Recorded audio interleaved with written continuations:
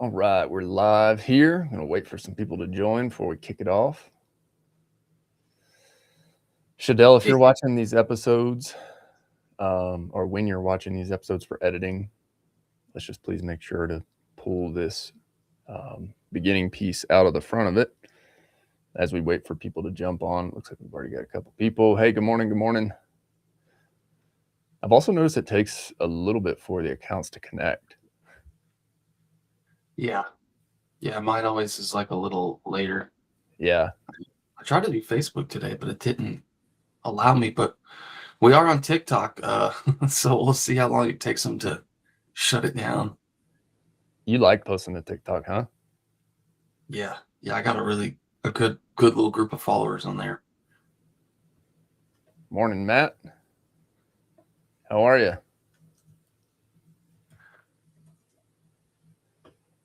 I don't really Morning, Forrest. love, hey, Morning, JJ.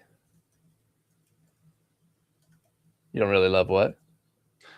profanity, but I do love to share some of these dirtbag comments we get if you want to Oh see no. one. Oh no. What do we got?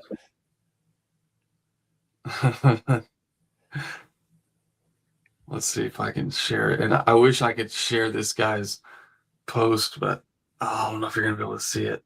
It It doesn't says focus in. I bet this effer has never had or ran a land clearing company. He definitely doesn't look like he has it in him. Well, Look at this guy. Here's him. love it. He's got it in him for sure, I bet. Love it. Love it. Well, hey, we do appreciate you guys jumping on this morning. We are using the beginning of the live stream to let a few people jump on before we kick off the official live streams.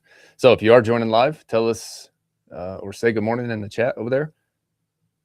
Let us know where you're joining from. And then we will have Q&A at the end of here. If you've got questions throughout the conversation, just post them in the chat. If there's anything over the last couple of weeks that we've covered, feel free to post your questions in the chat too. All right. Well, let's go ahead and get kicked off. Let's do it. Let's rock and roll. All right. Welcome back to another episode of the Owner Ops Podcast. I'm your host, Austin Gray. Got Jacob Neffendorf again joining for another episode of Land Clearing Live. Jacob, good morning. What are people going to learn today? Good morning. What Titans do different, or what the best of the best do different? So you had a couple posts here recently where you were talking about a couple different topics about what some people in your Titans group are doing differently than a lot of people out there. What are some of those things? Yeah, well, I'd say number one would be attitude and willingness to learn. I think the small group of guys that we meet with, that's like one of the biggest things is that they're all willing to ask questions and learn and not be know-it-alls. I think that gets you very far in life and business. But we had some pretty sweet, interesting topics that came up yesterday. But one of my favorite ones, which is something I have really never heard before, um, and this guy really knew his business math, which we talked about last Friday, that it cheaper for him, and he learned this the hard way. He didn't just guess and it worked out. It was cheaper for him to have a brand new machine in reserve with a $2,000-3,000 a month payment, whatever comes with that, than it is to have lost time when machines break down, get stuck, unavailable, whatever, and you still have operating costs, but you're not getting billable machine hours working out there. And then on top of that, the opportunity cost of missing out on jobs that you could get to that you weren't able to for whatever reason. And it was like by far with the math. And the way he learned it the hard way was basically a whole year of this happening to him and having like 4 months out of 12 months he could have worked that machines were actually working because of constant breakdowns, and whether it was the machine or the head or getting stuck or whatever. Now he's to the point where he's got so many machines and these machines on backup and the process dialed in that he can have, if he has a breakdown, he can have that machine replaced and back in a couple hours. Um, which is just pretty awesome. But that one was pretty cool for me to really see. And I don't think a lot of people think that way. I'm sure there are guys who think that way, but I thought that was pretty cool. Now, what kind of machines is he running? He has 6 Cat 275s. 6 Forestry mulch. Cat 275s. I wonder which machine he likes running. Everybody always asks, what's the best land clearing machine out there on the skid steer side? Yeah, one of the things he mentioned was that it's technically like heavier than he would have preferred. But between the service and the reliability of the machine, it was a no-brainer. He was running the ASVs before, he said. Had lots of issues, lots of breakdowns. So that was, he says he has an ASV he's trying to sell right now that he almost just can't sell. Oh, no. Oh, that was another thing he said that backed up something you have talked about before, was that he basically plans on being able to get 3,000 hours out of a machine. So at 2,500, he starts the process of getting a new one and selling this one. That way he's got 500 hours to make that happen. For like a lot of guys are like, oh, I need a new machine, but it's, it could take so long to get one, blah, blah, blah. And it's like, well, if you plan ahead for all those things, which, you can't go into business knowing everything, but you network and you listen and you talk to others who've done it before you, can help you skip a lot of that heartache. So he's got 6 Cat 275s. Right. All new, bought all last year. They were bought. So that guy's got leads coming in like crazy, huh? I wonder who runs leads. Fair point. Fair point. Yeah. Yeah, we just did his one-on-one, quarterly one-on-one. And yeah, he got 1,200 leads last year. And closed 1.2 million straight from our leads and spent 60,000. So that was like a 30x, something like that. Return on ad spend. So he spent 60,000 specific on ad spend, correct? Mm-hmm.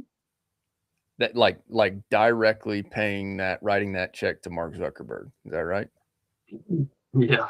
Yes. Yeah. So 60,000 on ads, and he closed 1.2 that could be directly related to that ad, correct?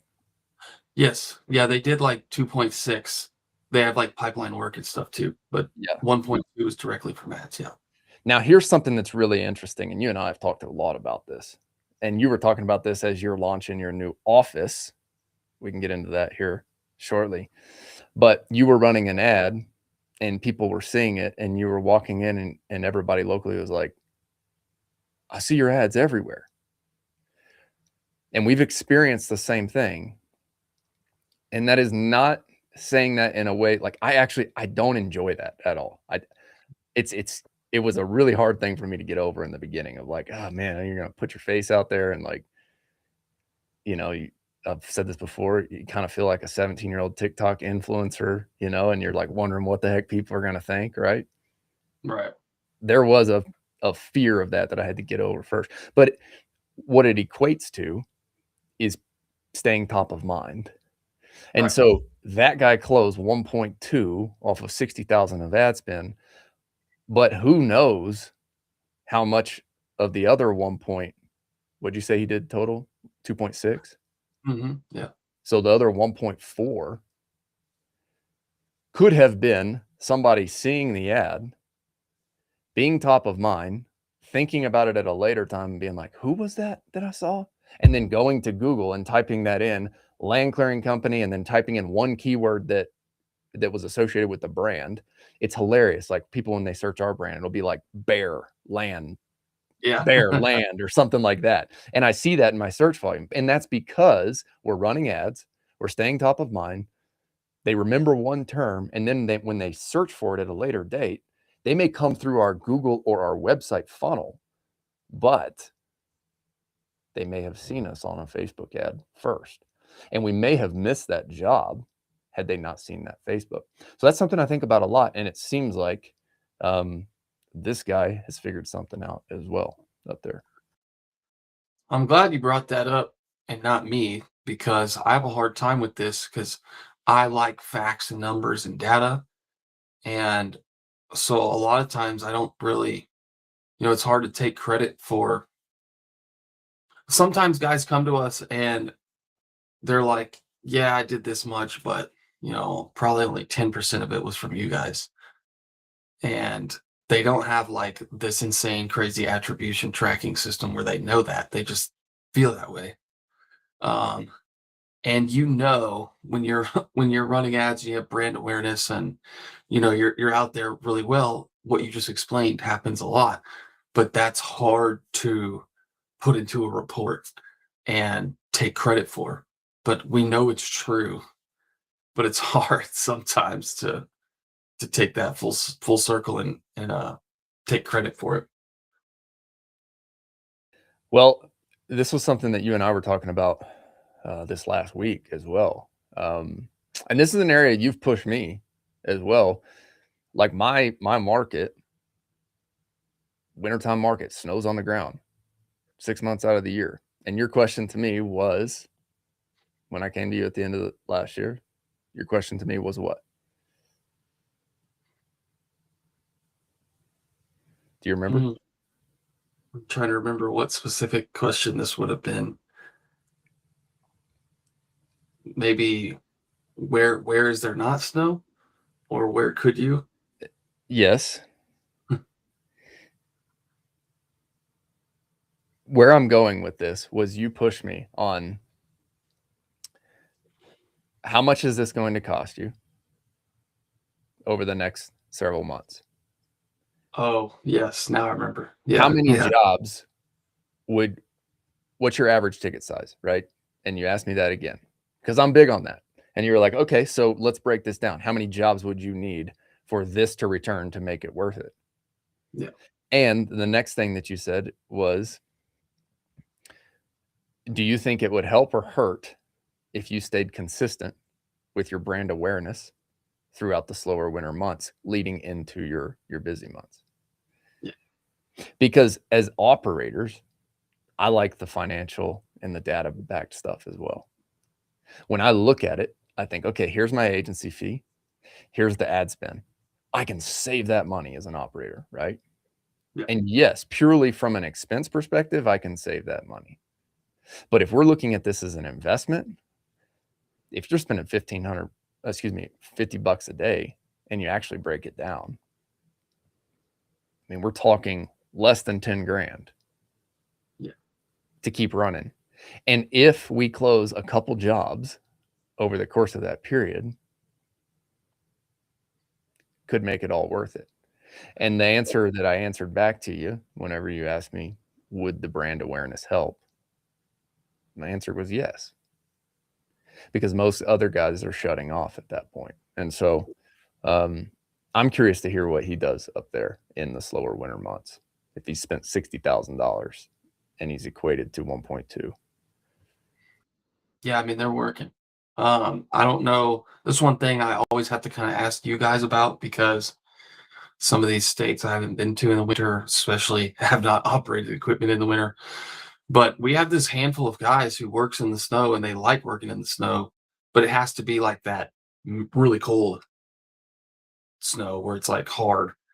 Um, Now they're also not in the mountains, so that's probably another thing. It's terrain and slope and stuff. But uh, yeah, I mean, he told me a story about a machine that was sunk all the way to the.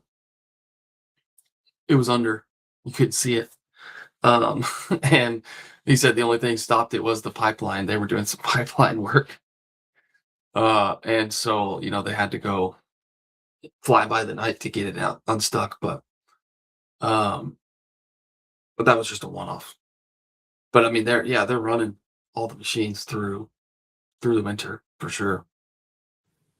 Now he told me because I asked about this and he told me this whole thing. He was like, a lot of people think you can't mulch in the winter with the snow, and then he gave me like these 5 reasons why, and I was like, I wish you would just leave this call, turn your phone back on, and just say that to the phone, and then send it to me, and we'll use it for an ad. It's like that's your market believes this thing, educate them on it, and put that in the ad. Like done.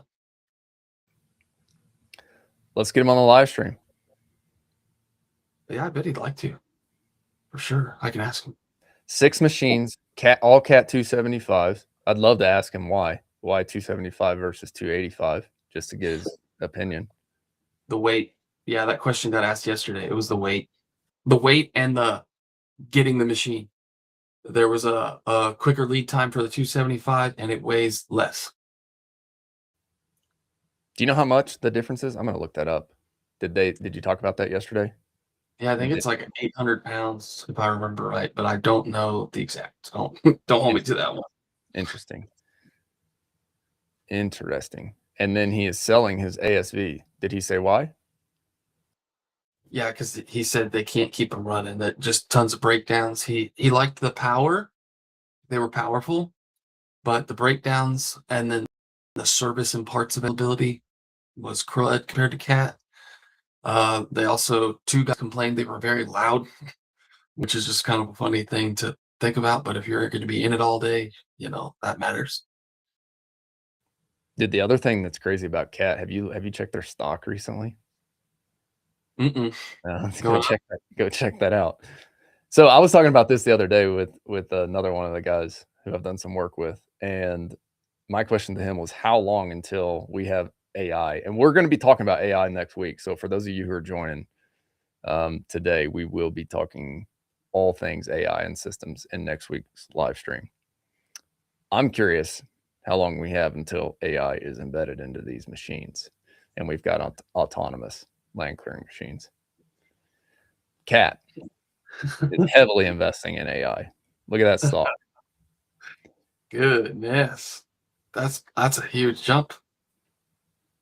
Yeah. Oh my gosh, look at in a year. Yeah. I did some reading. It's doubled in a year. But think about it. I mean, have you paid attention to any of this stuff? AI that's going on right now with Claude bot, all that stuff. Oh yeah. It's insane. Yeah, Apple stock's probably about to go up with everybody buying Mac Minis to run their Claude bot on. It's absolutely crazy. And my question for you is, how long do you think we have until machines are automated in the land clearing industry? Oh man. That depends on if everything falls apart, I think. Not everything, but you know what I mean? Like we're on this huge rush. It's gonna have to cap and plateau somewhere for a little bit.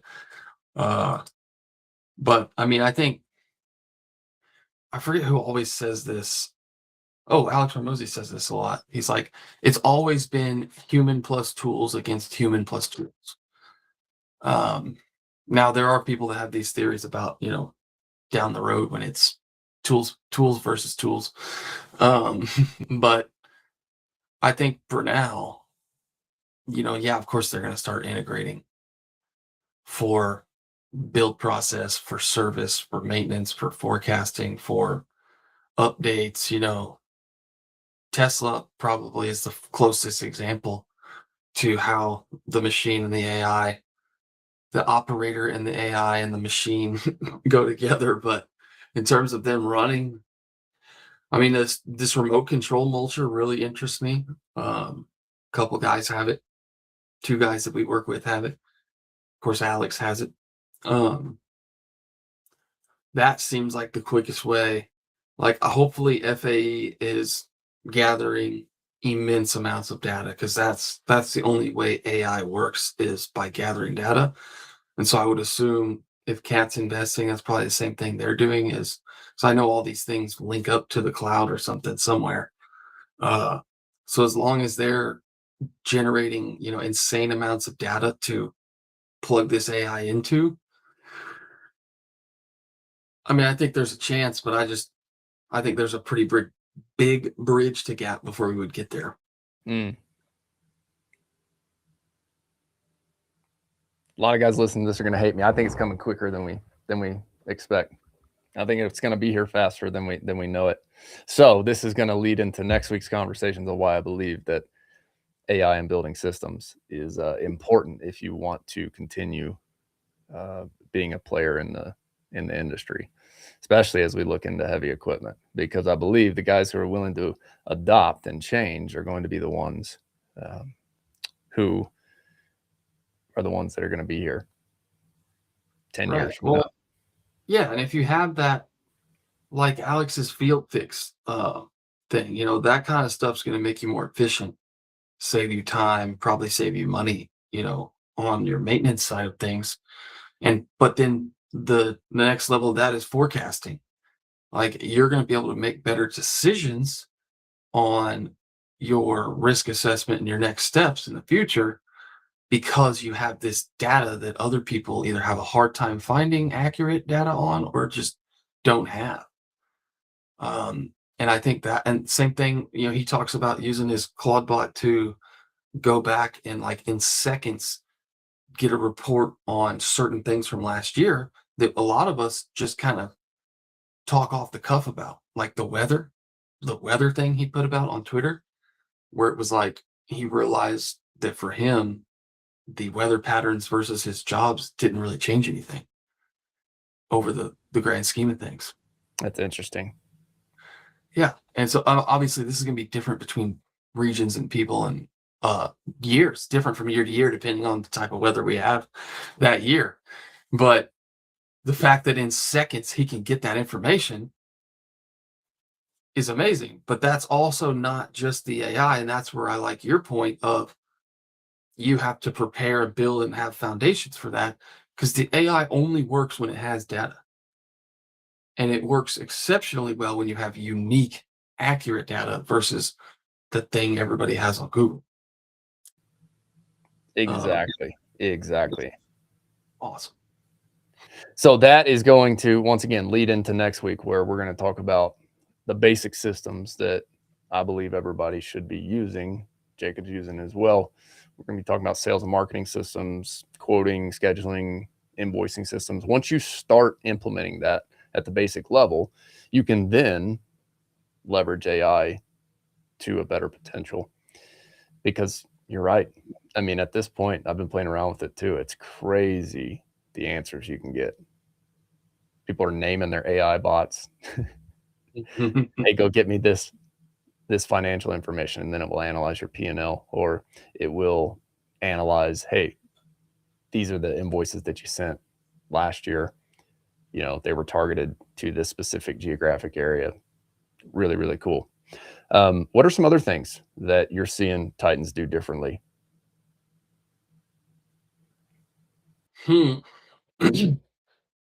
Just piggybacking there, our topic next week will, ironically, about AI be in person. Oh, yeah. That is right. You guys still all set to come out here? Oh, yeah. Sweet. Well, unfortunately, we still have no snow here in Colorado. Anybody in the Western United States listening to this knows exactly what we're dealing with. I say no snow. We got snow, but this is the craziest year since I've lived out here. Very, very low snow. But we'll bring it in. We'll bring it. Yep. When the Texans come, you bring the snow, right? Heck yeah. The overalls in the snow. Yep.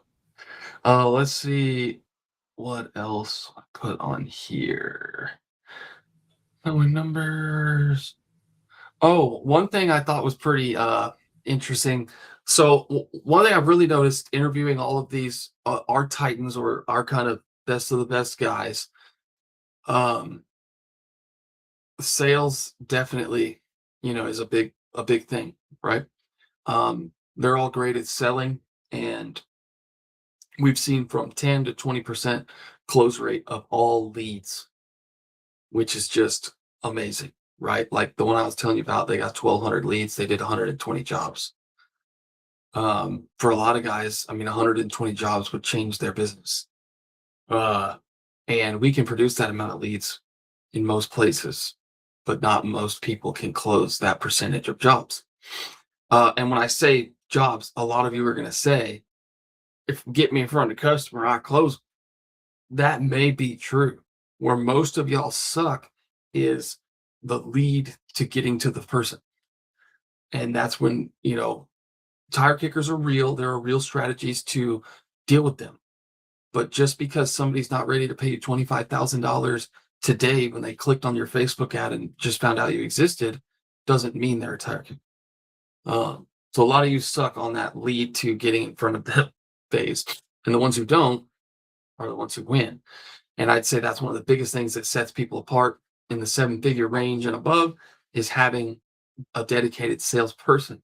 Sometimes that is the owner or founder, but they're out of the other things. But a lot of times it's a separate person. So that's the whole thing. But the thing that really interests me was some of the selling propositions, and I think this comes mostly from experience. But there was a big conversation in the Titans group about knives versus carbides. They talked about it for a long time, and I just sat there and listened and soaked it in because that's not my expertise, right? And so somebody brought up the outcome, the results of the mulching with carbides versus knives. And one of the things he talked about to differentiate himself when he's going onto a hunting property is like, you're talking about your grandpa walking around on it or your kids riding ATVs around on it.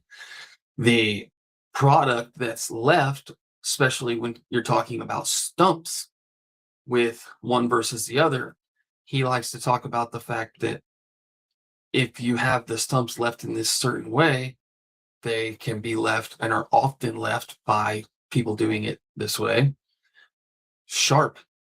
And do you want to run the risk of you tripping or your grandpa tripping or your kid falling off the ATV and getting impaled by this stump on the side of the trail here because of how that was left? And he said every time he uses the word impalement, the close is over. You're done. He's got the sale. And I was like, man, that's a pretty interesting thing to bring up. I don't even know if I've ever heard that word before. Yeah. And then you immediately imagine your kid riding a four-wheeler, cranking it too hard, falling off, and just getting final destination into a sharp piece of a stump that's sitting there. Jeez. So, do you remember knives versus carbides while we're on that? Yeah, Which one? they run knives. Decision he made, basically, he likes the idea of he knows his numbers, but basically the idea of he would rather, break off a few over the years and replace them, fix them, sharpen them, than the expense and the mess that comes with the carbides. And he also likes the product better. Were his two big things. Now, is this the same guy who you were mentioning about the $60,000 Facebook ads equating to 1.2? Mm-hmm. All right, let's get him on. Let's talk knives, carbides, Facebook ads, return on ad spend. Yeah, he would have some pretty awesome things to say if we can get him to squeeze in time to come, because he also talks about having each head and machine tuned to the operator. Like one operator is more aggressive, one operator is more like slow and controlled, and so they tune the flow differently for those guys.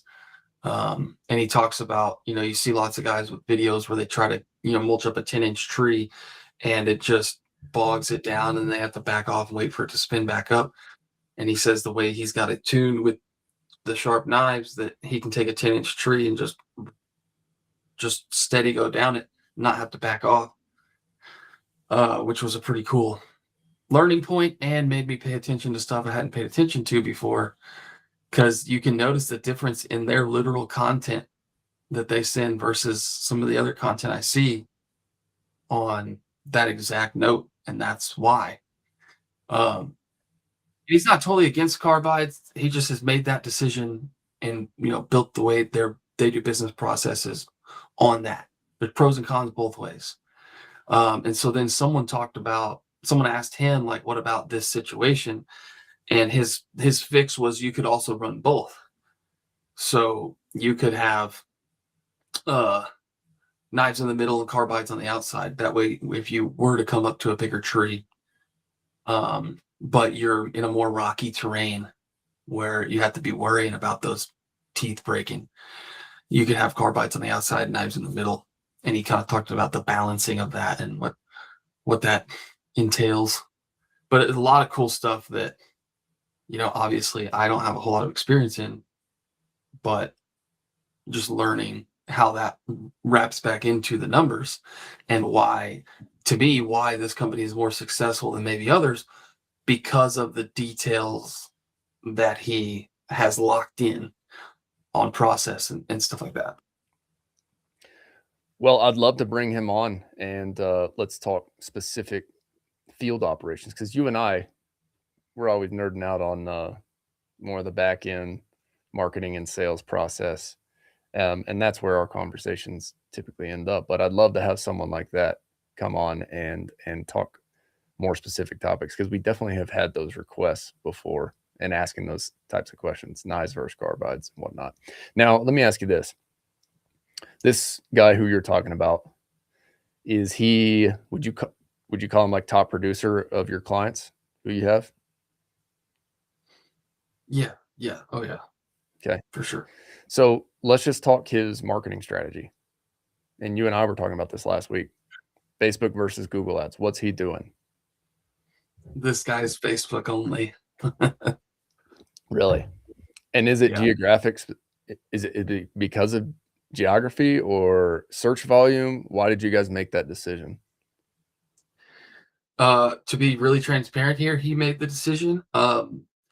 This was a learning point in my business where he's been with us for years and he came in on Facebook only.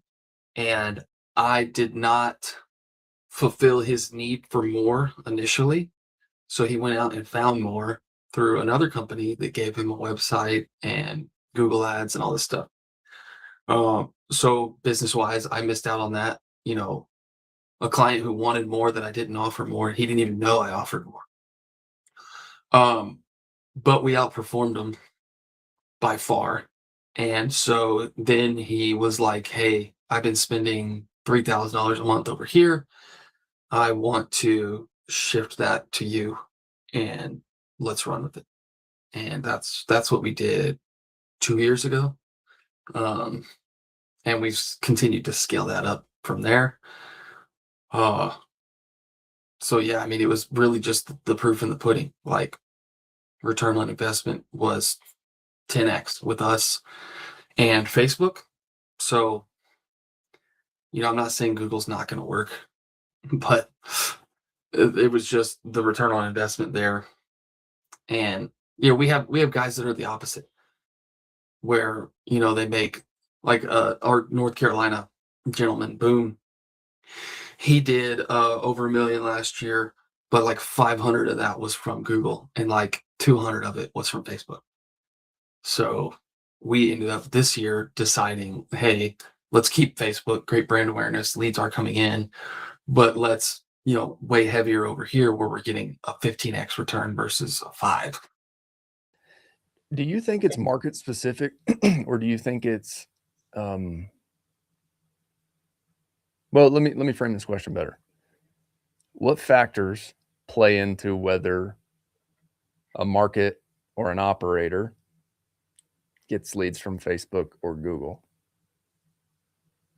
So you can definitely get leads from both no matter what. But I think what we were talking about last week, the problem aware, solution aware, you aware, um, there are markets where people are way more solution aware. Like Mm, Florida.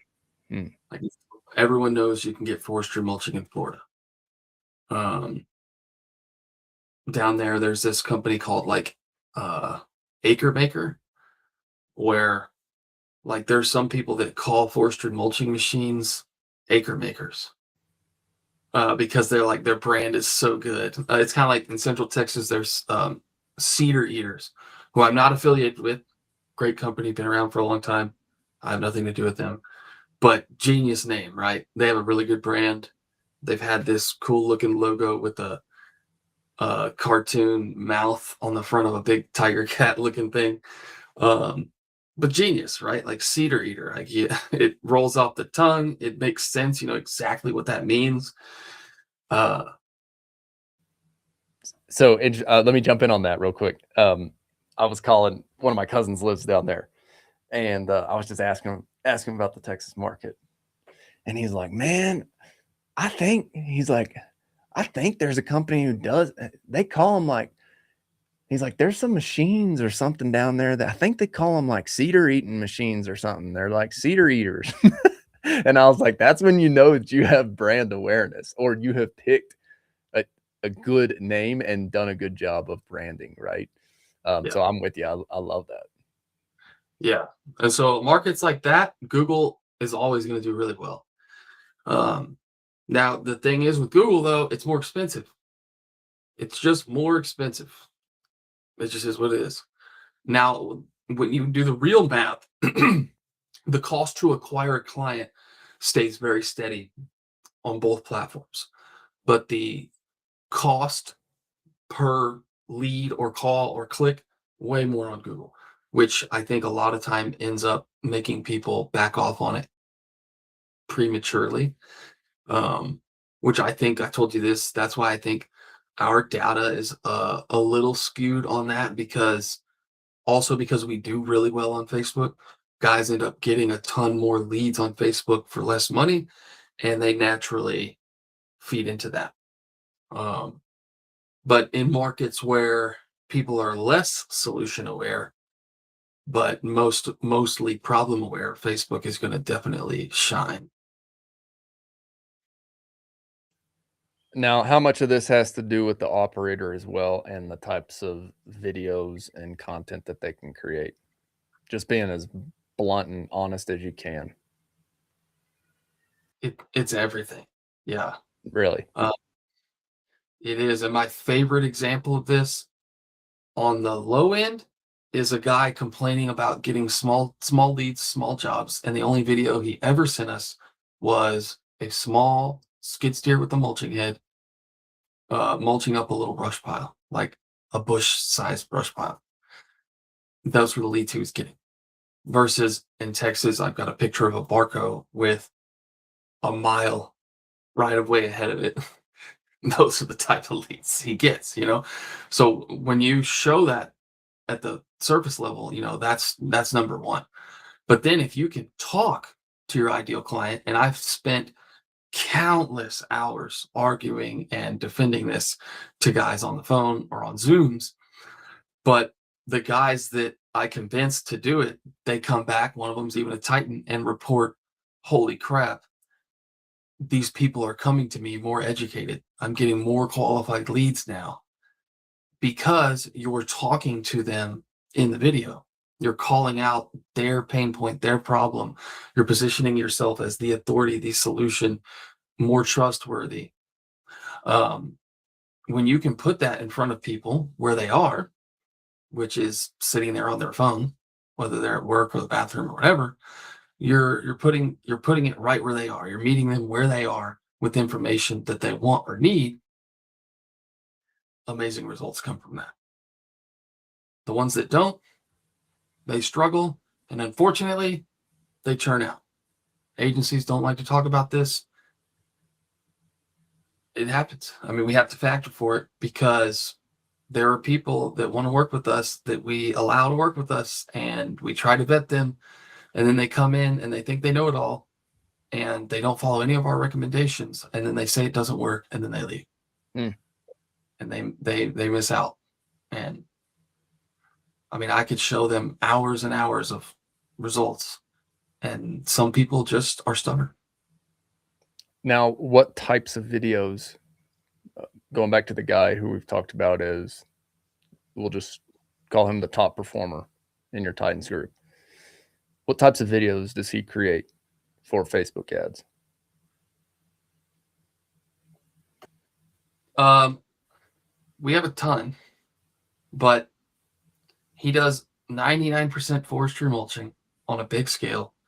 So all of our videos are the forestry mulching machine doing very cool things like zipping down a tree real quick or time lapse real quick. But then on top of that, voiceovers of who, what, why, and when with a good offer, right?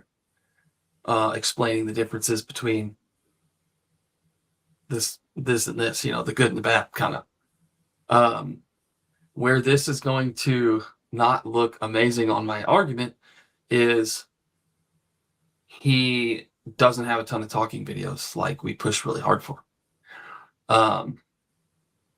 Which that's one thing we just talked about yesterday or the day before, is him being able to educate on that because he wants to do better, right? Like he's doing really good. A lot of people will be like, oh man, he's doing so amazing. But he's thinking, how can we do better? How can we do more? How can we get our percentage up? How can we get more qualified leads more often, et cetera. Even though he's got a great close rate, great lead flow, great revenue, he's trying to do better. And so, we're implementing talking videos because that's what we've seen take things to that next level. The other thing to note here is he's spending a lot more than like the average guy spends, right? So a lot of times guys want more leads, but they don't have more money to spend. Well, talking videos overall, by talking videos, I mean like me talking to my phone camera right here like this. Those get about half on average, about half the cost per lead. So if I have a guy spending $30, $40 a day and his lead cost is like $50, I can usually get that lead cost down to between $20 and $30 a lead with a talking video. So I can by you doing this, I can get you almost double the leads without you spending any more, right? So that's why I lean on that so heavy, because a lot of times I'm working with guys that don't have the biggest budgets or don't want to spend more. His scenario is a little different, where it's bigger budget. We scaled it up over time, and now he's not at a cap. But I don't confident. I told him this. I don't confidently think we could just double his budget to $300 a day and just get double the leads. The creative's going to fatigue too fast, and you're going to start getting trash. So, we need those talking videos.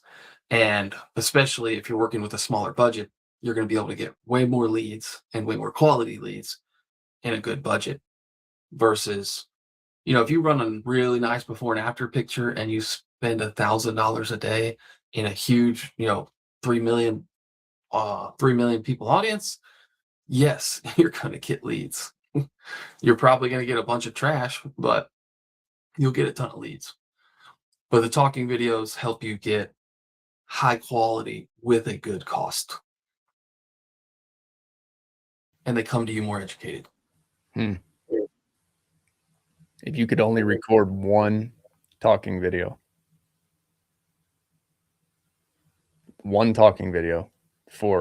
to cover, we talked about different awareness levels, right? Because I know that's where your question is going to be. What awareness level are you talking about? If you could only record one, that's the question, regardless of awareness level.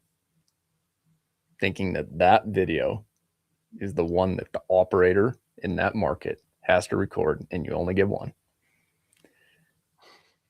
What would that be for 2026? It's putting you on the spot, huh? Yeah, well, because I have two answers immediately. Okay. But I want to answer your question purely and only say one. But I always kind of overthink and look at both sides of it. But yeah, if it's just one.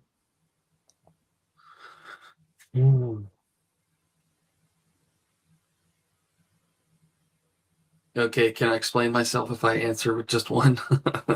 You can, and you can also start, even if you need to go back to 3 and then bring us back down to 1 or 2, wherever your head's going. Yeah. So I mean, I technically make this decision right now because we have such a hard time getting guys to make the videos. and convincing them of it, uh, which just blows my mind. But um, if we can get them to make a video, I'm just gonna give them one to make, right? Uh, so the bare minimum is like you're talking to a third grade reading level person in your market that is maybe barely problem aware. So it's like, hey, do you own land in Comal County? Hi, I'm Jacob. I own Jacob's Land Clearing Company. And with our awesome dedicated machines, we can make your property look so much better, be so much more usable, and be of more value to you or whoever else. If that's you, I would love the opportunity to come to your property and do an assessment on what it would look like to have it cleaned up and make sure that you don't overpay for this service, something like that. Just very like, you own land, this is me, this is what we do. Maybe icing on top, we did it for Karen down the street. Uh, Pop up some pictures or something. That would be probably my go-to. Where I was wrestling before answering was pricing because uh, in any decent market, like guys are starting to kind of catch on. There's going to be some dudes willing to make a video like that, but there's going to be so fewer people willing to make a video talking about the frequently asked questions, one being pricing. So my next best option, just because I know it would stand out more than the other guys, but you're playing with the problem solution aware level of things, would be talking about what drives price up and down. What's the difference between the cheap guy and a more legitimate priced guy? I would wrestle between those two, but I have already defaulted to the other one. Which is the default?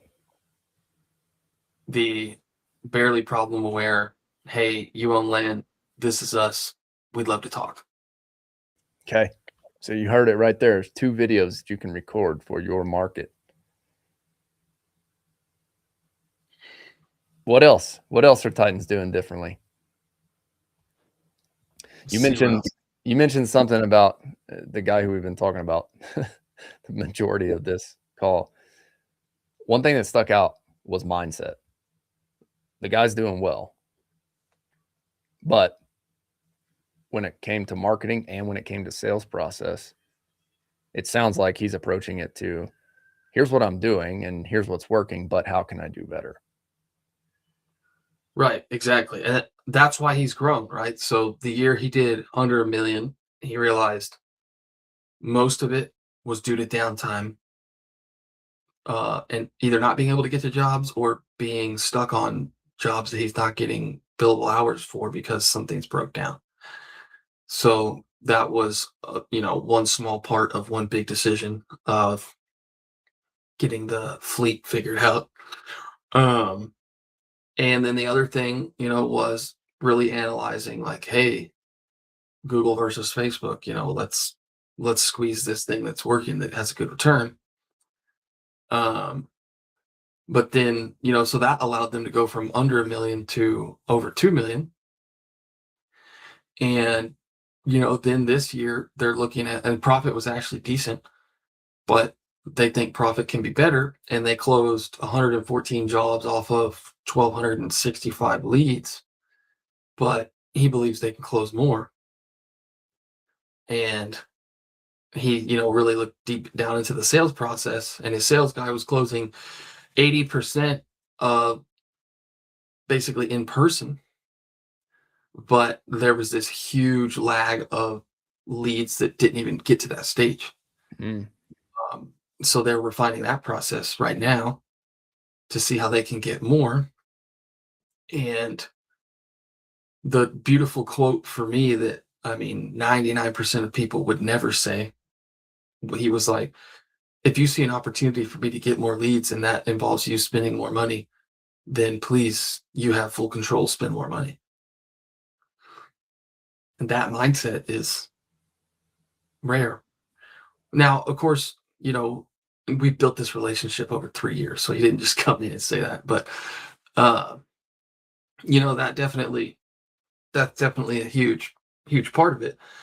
But they're really looking at their process because, you know, he wants to do way more, right? He's got a 3-year goal, and he's looking at, you know, how can we get to that? And before we, you know, double leads, let's figure out how we can close, you know, 15% versus 10. And that's another conversation I just had with a Titan as well, because he was talking about wanting to get more leads, and he had closed 8% of leads and 24% of his in-person estimates. And I was like, I will love to get you more leads. But before we do that, let me show you the math. If we can get from 8% to 10% for him with his numbers, his real numbers from 2025, that was 120,000 more dollars in the year. And this guy makes less than $1 million a year. That's a huge jump for a 2% increase, right? And so that's things I'm trying to do with these Titans and the level that we're looking at is, and then we also did if he would close 6%, so go from 24 to 30. So you go from 8 to 10 and 24 to 30 sounds like small percentages, and it's tiny things that make these changes. What I was trying to explain to him was, I know you don't like to call people 7 times. I know you don't like to follow up with them for months. I know you don't want to, uh, you know, try to get on the phone with everyone within 5 minutes. But these little things that take minutes could easily equate to 120,000 more dollars next year.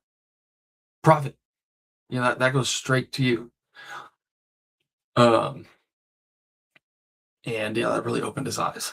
But that's, you know, that's a mindset thing of like, you know, we need to look at this level, not always just get more leads, which we're good at. That's honestly the easy part, as long as you know, are willing to do a few small things and spend a little bit of money.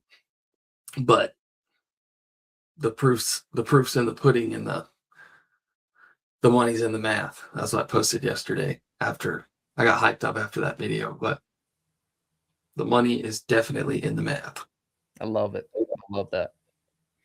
Hey guys, if you're still on with us and if you've got questions about any of these topics that we've been talking about, please post those in the chat, and we will keep an eye on that over the next 7 minutes before we shut this thing down. So if you got questions, post those in the chat. We appreciate you guys joining each week, Friday, Land Clearing Live. Next week will be an in-person recording. Jacob's coming out, do some skiing and some snowmobiling next week, and we'll record an in-person event. We will be talking all things AI and systems. So make sure to join next Friday, 7 a.m. Mountain Time, 8 a.m. Central, 9 a.m. Eastern. Jacob, one thing that stuck out to me, he said, if you see an opportunity for us to make more money, please go ahead. You have full control of this. And that's something that you and I were talking about before we jumped on here. As an owner, we're oftentimes the bottleneck. And you were mentioning something about starting EOS last week. Mm-hmm. And giving more people agency over their job. And I think us as entrepreneurs and blue collar business owners, sometimes the hardest thing to do, especially in that owner operated phase, is to let go of the ropes. But the reality is, yeah, if you find yourself saying this, man, there's no good help out there, there's no good people, that's where the issue lies. We've got to fix that mindset. When you find yourself saying that, I want to encourage you, transition that to, there are great people out there and I can go find them. There are great people out there and it is my job to go find them. That is your job as an entrepreneur. And so we made that shift a couple years ago. And the reality is, there are great people and they want to do great work. There are great people, and guess what? This is going to be a blow to some of you guys as blue collar owners and operators. They're even better than you at your job. And sometimes that's hard to accept, right? Because whenever you bootstrap this business and whenever you're the one doing everything, sales, estimating, fulfillment, all the above, you think that you are the best at that role. But the reality is you're spread thin across wearing multiple hats. And something that we're going to encourage if you continue to show up and listen. Find the people. Give them the responsibility and ask them to do a good job. And there are plenty of people out there who want to do a great job. And so oftentimes, if we just get out of their way, like this guy who Jacob is talking about, I guarantee you Jacob's going to figure out a way to go making more money. Why? Because Jacob's like, well, the guy is, well, let me just ask you this. I'll put you on the spot here. He's entrusted you with that. What does that do to your mindset? To be honest, it makes me want to be even more careful. Not that we're not careful and targeted with everyone's ad spend, but when somebody says something like that, like it makes me want to be even more because it like puts responsibility on me more so than normal, um, both ways. And so it's like this is a Bible story actually, uh, about basically the guy gives everybody some money and he's like take care of this for me, and one guy's like so scared to lose it that he just like buries it and then gives it back to him, as much as he gave him. And all the other guys went and like invested it or worked with it and came back with like money on top of the money. Uh, anyways, kind of a tangent there, but uh, you know, I think it's a powerful move for him to do something like that. One, it shows trust, but also it puts responsibility on me versus just like, well, hey, he said, here's your max budget, so we'll do what we can with that. And he's like, if you see an opportunity for more, you spend more, um, which means it gives me more leash to go out there and find things and do the things and test the things, um, which is huge. But also another reason why I'm going to go see him in person and get all kinds of super awesome content. Uh, I'm super excited. All the Titans I'm going to see in person this year, and we're going to do a bunch of filming together, which historically I've done this like 3 times already, and it's caused about a 3x volume for less money every time I've done this. So I'm excited to do that for these guys as well as just get to meet them in person. But I'm also practice what I preach and probably film some videos with me and them talking about their experience and where they're at, which I also highly recommend y'all do with your clients. Um, I can answer this question from Clearview as well, and Pitch. I'm sorry, I've learned PitchLink's name before, but Andy. I don't remember it. Yeah, Andy, That's right. We'll answer this one after. Jacob, you take the Clearview one. Yeah, so thanks for asking the question, man. This is a great question. So I started out running the ads from Rise, and I think people just have become a little desensitized to things called advertising or things that look like marketing agencies. So I ran the same ads from Rise and Land Clearing Growth, and the ads from Land Clearing Growth destroyed in comparison. And I think it's just because on Facebook it kind of like disarmed where they were at by seeing that name versus advertising. Um, and so I took that and ran with it. Now I have ran into that problem that you're talking about here with brand and trust. So if you look at both Facebook pages, Land Clearing Growth and Rise, I try to be very clear on there. I talk about both of them and the relationship with each other there, a lot. That way, I've spent a lot of time trying to make that brand come together. That's why things like this, Rise, Land Clearing Growth. But the Land Clearing Growth page, it essentially became a brand then. I've got 6,000 followers on there versus 1,000 on Rise. And so like my YouTube channels, Rise and Land Clearing Growth. So they've kind of, become this whole thing. Rise is our legal name. I have to continue to use that. I love that brand. And I think, some 5-10 years down the road, if we ever were in another vertical, having just Land Clearing Growth wouldn't really support that if I ever wanted to do that. So the big advantage is the way you look online. And then I've just had to put in some extra things to help with the trust and the brand tieback that you're talking about. But I'm not alone in this. A lot of people do this. It can be pretty beneficial. Like there's guys who have ran ads from more generic Facebook pages for land clearing, like land clearing pros or forestry mulching experts or something like that. We used to call that a non-branded page, which kind of just allows you to have more flexibility and freedom and look less like an ad. In my case, though, Land Clearing Growth kind of became a brand, just because it did pretty well.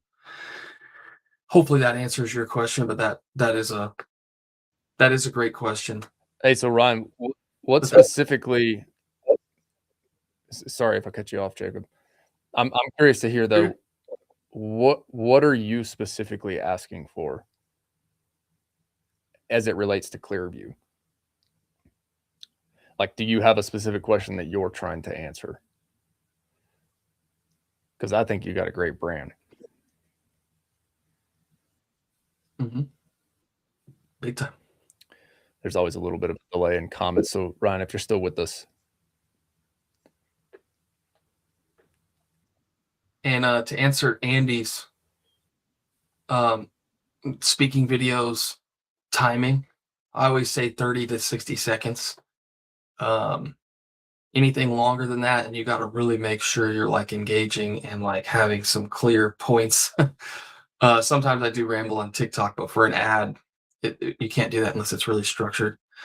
You could even go shorter, but the big thing is to have like a nice meat in the middle where you're talking about something real, and then you could have a 3 to 10 second hook at the beginning, and then a 3 to 10 second call to action. What that next step is at the end.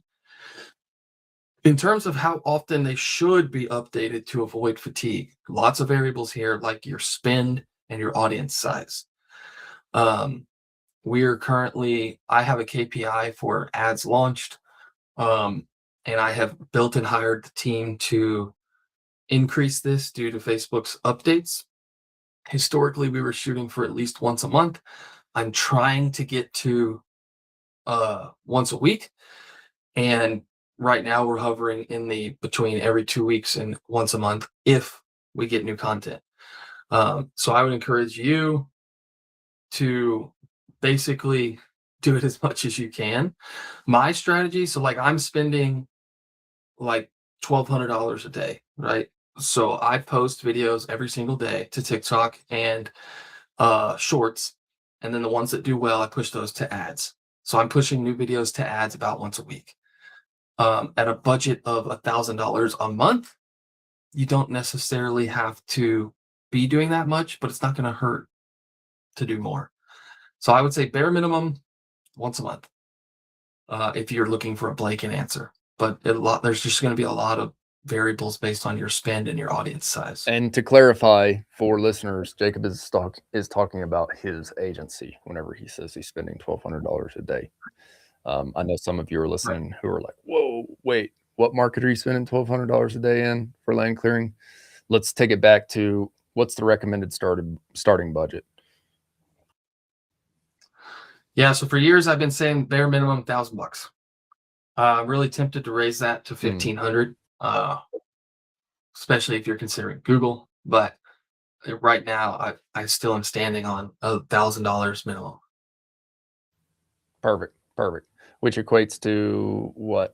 I know I know we always start at 50, so that's right around 1,500 a day, 1,500 a month. What is that? 1,000? Yeah. What? So yeah, it's $33 a day. Where I land on that is, on average, with Facebook, we can get leads for $30 to $40 a lead with decent content.